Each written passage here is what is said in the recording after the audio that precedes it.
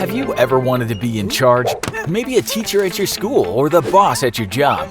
Or maybe you've dreamed about ruling an entire country, and not as an elected leader, but as the all-powerful king. Today, we're going to take a look at what it would be like if you were king. To start, we're not going to talk about modern royalty, who are mostly figureheads and often legally have little to no actual power over the people. Instead, we're going back in time to around 1500 to a kingdom like England. You've just inherited the crown from your late father and take on a name worthy of a monarch. You ascend to the throne as King Fuzzy VIII. Okay, so you're the king now. So what? What kind of power do you actually have? Well, let's assume that you are a popular ruler and both the common people as well as your nobles love you. They see your rule as being a divine right. God himself wants you to be king, and hey, who are they to go against the big guy in the sky? They pass a law saying that even though there's a separate government in place, you have the ultimate say-so over things and can overrule any law they pass. You can even pass your own laws without parliament simply by proclamation. Basically, if you say it's the law, then it's the law. If you want to make a rule that everyone has to walk around with ducks on their heads, then hey, they have to do it. But like we said, you're a popular king and you want to stay that way, so you wouldn't do something like that. All that power must mean that you're pretty rich too, right? Well, you recently had everything you owned counted up, and when you have that much stuff, you need a whole team to help you figure out just how much you own.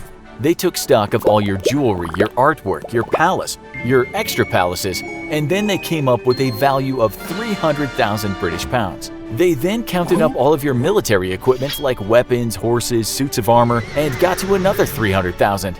Now combined, that 600,000 pounds might not sound like much for a king, but that would almost be $250 million today. Not bad for one bear. So what do you do with all that money? You have fun. The king should be happy, so there were always plenty of parties. The king especially likes huge feasts with tons of food and dancing. There's also plenty of time for sports like tennis or horseback riding, as well as other hobbies, like playing and listening to music. When you're the king, it just so happens that everyone wants to do the same things that you want to do. It can't be all fun all the time though. Being the divine ruler means doing exactly that, ruling. Have you ever heard the phrase, heavy is the head that wears the crown? Well, if you had, then you know that as a king, you'll sometimes have to make some pretty tough decisions. As head of the state, you have to preside over parliament, as well as make decisions about the economy, the military, and foreign policy.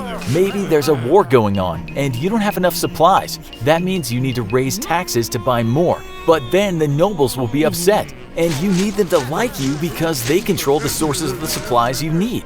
It can get so complicated that it would make your head spin. Luckily, you are a smart and fair ruler, and you're always able to come up with the solution to these problems in the end. So, now that you've had your long and successful rule, how might it all end?